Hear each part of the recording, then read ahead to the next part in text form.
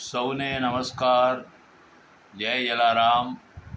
આજે 14મી એપ્રિલ રવિવાર 2024નો દિવસ. હું પ્રવીણભાઈ પોપટ વડોદરાથી આજના આ મોર્નિંગ આધ્યાત્મિક બુલેટિનમાં આપ સર્વનું સપ્રેમ સ્વાગત કરું છું. દિવસની શરૂઆત થોડા મનોમંથન અને ચિંતનથી કરી લઈએ. માણસનું જીવન વૃક્ષના પાંદડા જેવું છે. શરૂઆતમાં લીલું, પછી પીળું અને સૂકું, અને છેવટે વૃક્ષ પરથી ખરી પડવું. બહુ સૂચક વાત છે.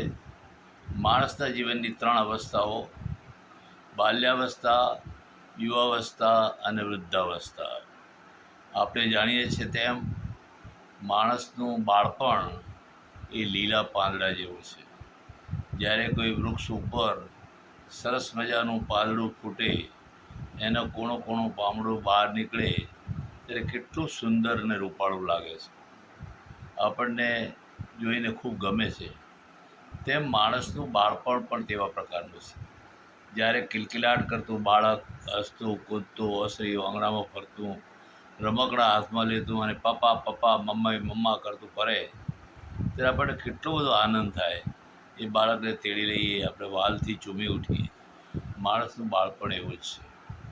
ત્યારે વૃક્ષમાંથી જ્યારે એ ટીસી કે નાનું પાંદડું નીકળે બહાર, ત્યારે કેટલું સરસ કોમળ રૂપાળું લાગે છે.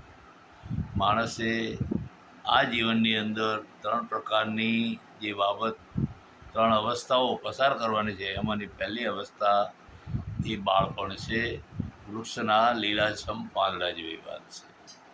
જેમ જેમ માણસની અવસ્થા આગળ ચાલે, મોટો થાય, યુવાન થાય, સ્ત્રી હોય તો યુવતી થાય, તે વખતે એ પાંદડું લીલુંછમમાંથી પીળું થઈ જાય છે. એટલે કે માણસના જીવન ઉપર એક જવાબદારી આવે છે. બાલ્યાવસ્થામાં તો એ બિલકુલ નિર્ભીક હોય છે, ન ફિક્ર હોય છે, તેને કોઈ ટેન્શન હોતું નથી, તેને કોઈ ચિંતા નથી હોતી. અલબત્ત શાળામાં અભ્યાસ કરવાનો, આનંદથી રમવાનું, કૂદવાનું, મિત્રો સાથે હરવા ફરવાનું. જ્યારે વ્યક્તિ મોટો થાય, બાળક મોટો થઈ યુવાવસ્થામાં પ્રવેશ કરે, જ્યારે તેના લગ્ન થાય કે આપણે આપણી દીકરીને સાસરે વળાવીએ, તેના ઉપર એક જવાબદારી આવે છે. છોકરી સાસરે જાય ત્યારે તેના ઉપર એક ઘર ચલાવવાની જવાબદારી આવે છે.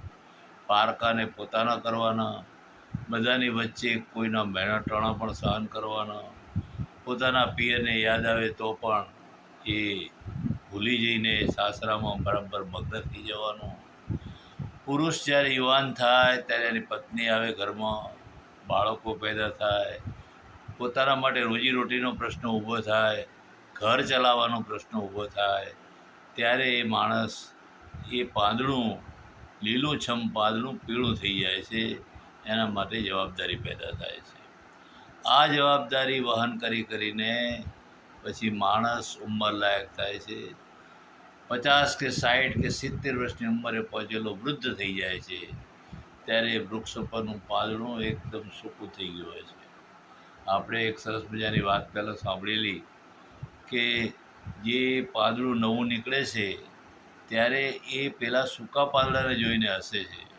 ત્યારે સૂકું પાંદડું ત્યારે જવાબ આપે છે કે ધીરી બાપુડિયા, અમ વીતી તમ વીતશે, થોડી ખમૈયા કરો, તમારો સમય પણ આવશે. અમારો સમય જેમ આવે એ સમય તમે પણ પસાર થવાના જ છે. વૃદ્ધાવસ્થાની અંદર પછી જિંદગીના ઢસરડાઓ ખેંચવાના થાય, દવાખાના ભરવાનો થાય, શરીર કામ ન કરે, આંખે દેખાય નહીં, માથે પળિયા પડે, અંગમ ગલિતમ પલિતમ મંડમ દશનવીનમ જાતમ તુંડમ વૃદ્ધો યાતિ ગૃહિત્વા દંડમ તદપિ ન મુંચતી આશા પિંડમ. દાંત તૂટી જાય, શરીરનો દેખાવ, ચહેરો કદરૂપો થઈ જાય, આગળું અંગ જે છે પોતાનું શરીર ગળી જાય, હાથમાં લાકડી આવી જાય, આંખે દેખાય નહીં.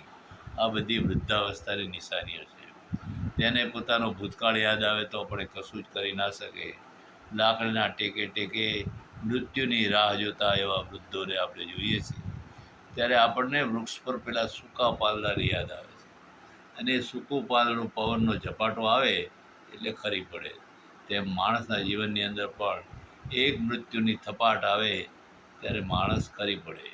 કદાચ થોડો ઘણો આશા જન્મે તો બીજા થપાટે મરે, અને મરે ત્યારે એમ કહેવામાં આવે કે તો હાર્ટ ફેલ થઈ ગયો, કાં તો એક્સિડન્ટ થઈ ગયો, કાં તો કંઈ ડાયાબિટીસ હતો, કંઈક ને કંઈક રોગથી માણસ પીડાય એટલે એ માણસ આ દુનિયા છોડીને પરલોકમાં જતો રહે. ત્યારે માણસે ખાસ વિચારવાનું છે કે મનુષ્ય જન્મ જેવો ઉત્તમ જન્મ મળ્યો છે. બાલ્યાવસ્થામાં તો આપણે નફેકરા હોઈએ છીએ, આપણી માટે કોઈ ચિંતા હોતી નથી. પણ જ્યારે યુવાન થઈએ છીએ ત્યારે આપણે એ સમજવાનું છે કે આપણે એક દિવસ તો આ દુનિયા છોડી જવાનું જ છે. ત્યારે અભિમાન ન કરીએ, ગર્વ ન કરીએ, અને આપણે જે કંઈ કમાઈએ એમાંથી યથાશક્તિ અન્ય માટે ફાળવીએ તો માણસનું જીવન એ સાર્થક થયું કહેવાય. અસ્તુ, આટલું કંઈ મારી વાણીને વિરામ આપું છું. જય જલારામ.